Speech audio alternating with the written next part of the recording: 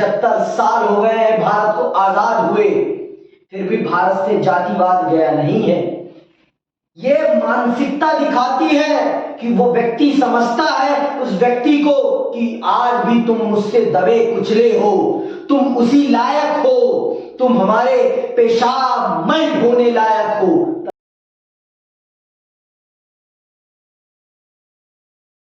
न पूछो साध की, पूछ लीजिए ज्ञान, मोल करो तलवार का, परम रहम दो म्यान। जय हिंद साथियों, मैं अंकित कुमार यादव आप सभी का स्वागत करता हूं सृष्टि ज्ञान केंद्र में। आजकल आपके देश में जाति आधारित राजनीति अपने चरम पर चल रही है। 2 दिन पहले एक इंसिडेंट होता है। एक ब्राह्मण व्यक्ति एक आदिवासी व्यक्ति पर अपना मूत्र त्याग देता है।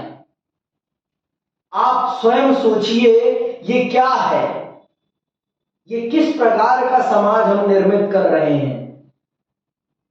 आप यहां पर जाति को इंगित करना मेरे लिए अनिवार्य हो गया है, क्योंकि हमारे समाज में जाति के ही आधार पर भेदभाव हो रहा है।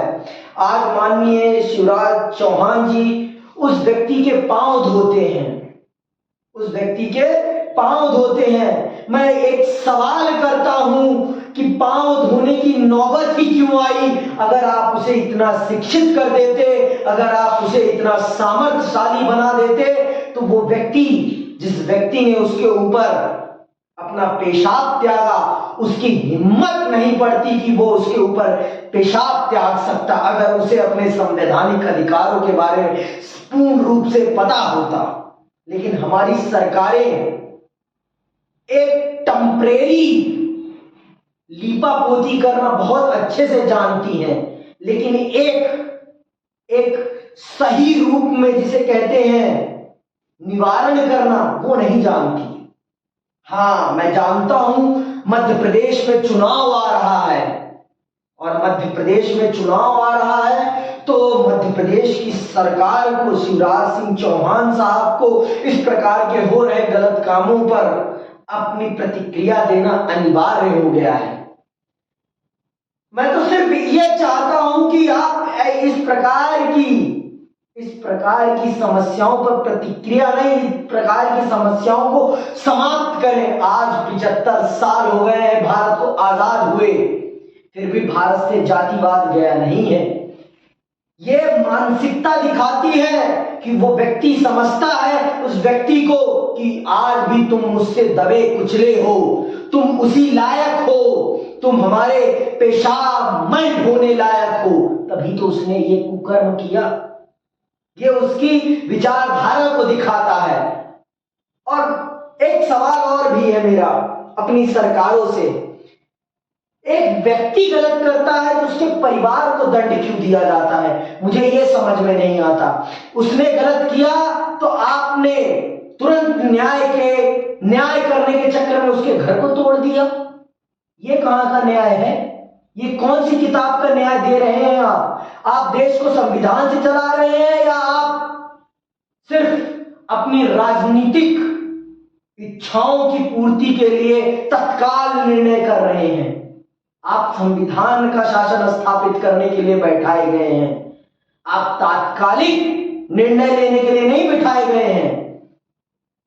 आप ये बात समझिए, और हमारे देश की जनता भी इस बात को समझे कि ये बुलडोजर चला देना, हत्या कर देना, शूट आउट करा देना, ये तात्कालिक लिए गए फैसले हैं।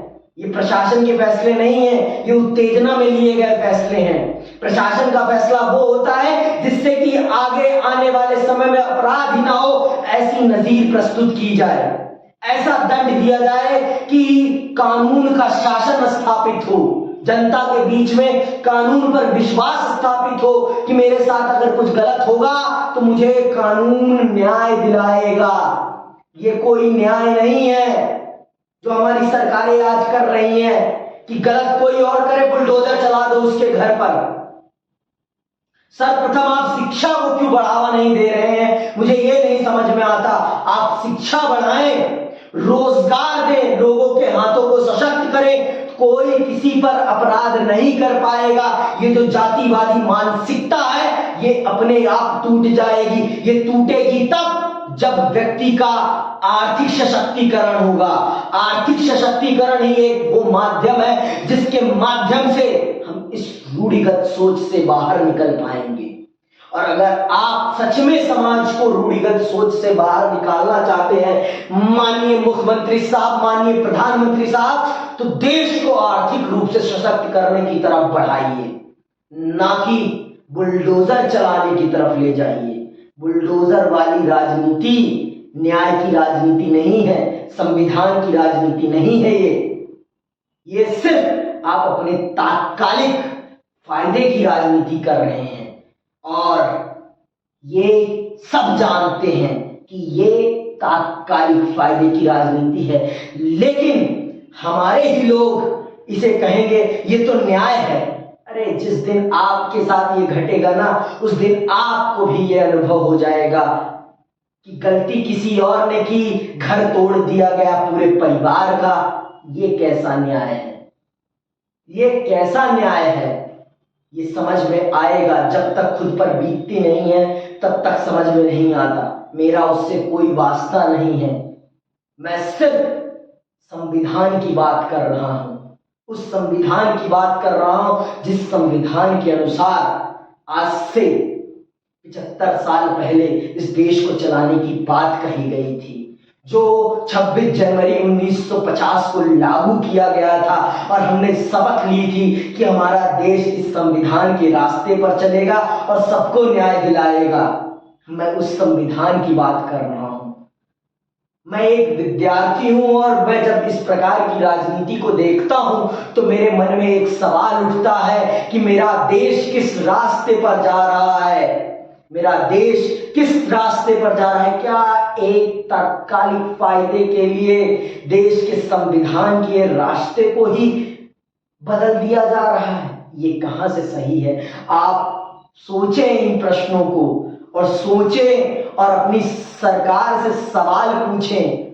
चुनाव 5 साल के लिए नहीं होता, 50 साल के लिए होता है। एक 5 साल की सरकार 50 साल का आपका भविष्य निर्धारित करती है। तो बहुत सोच समझ के सरकारों का चयन कीजिए। इसी के साथ मैं आपसे विदा लेता हूं। जय हिंद, जय भारत।